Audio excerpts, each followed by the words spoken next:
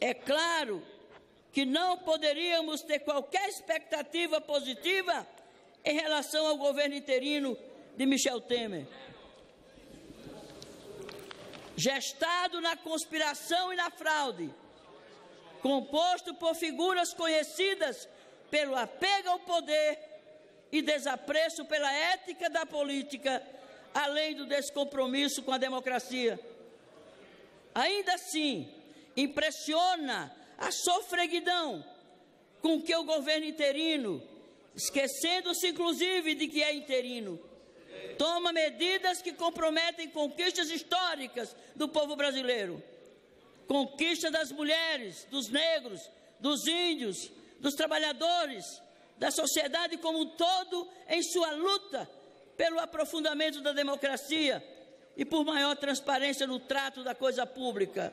Senhor presidente, senhores parlamentares, quem nos acompanha pela TV Câmara, o governo Temer, para o qual a Constituição Cidadã de 1988 não cabe no PIB, entre aspas, que anseia por privatizar tudo o que puder ser privatizado, entre aspas, demonstra ter pressa de implementar medidas que, como eles sabem muito bem, jamais passariam pelo crivo das urnas.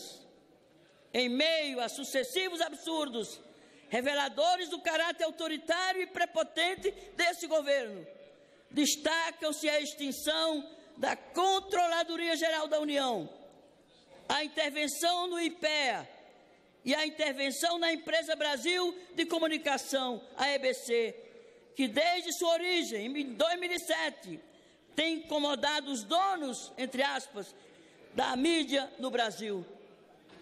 Significativa também foi a extinção, seguida por sua recriação como áreas do Ministério da Justiça, das Secretarias de Direitos Humanos, Igualdade Racial e Mulheres, que já haviam perdido o status de ministério no governo Dilma Rousseff.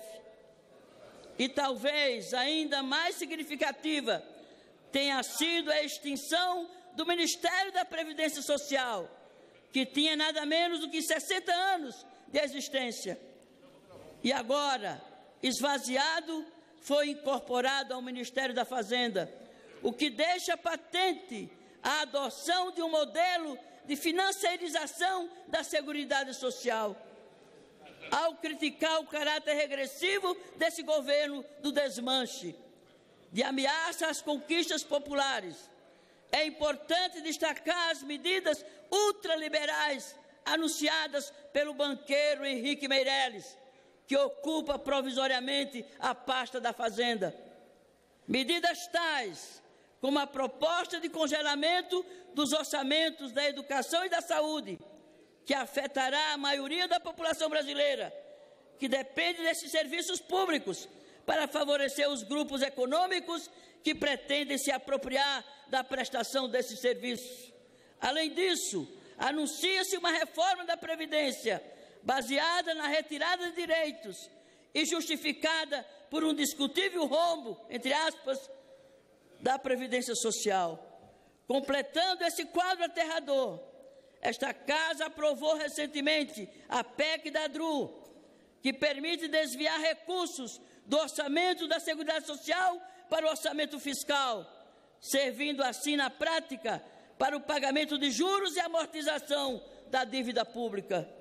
Enquanto isso, não se fala na realização de uma reforma tributária que corrija as injustiças do nosso sistema regressivo, fazendo com que aqueles que têm mais capacidade contributiva paguem mais. E não se permite uma discussão sobre a auditoria da dívida pública, prevista na Constituição de 88, e hoje mais urgente do que nunca. O que temos é a perspectiva de avanço ainda maior do desemprego, da terceirização e da precarização do trabalho, ou seja, pretende-se colocar na conta dos trabalhadores, dos seus salários e dos seus direitos, a responsabilidade pelo baixo crescimento e pela falta de investimentos nos últimos anos.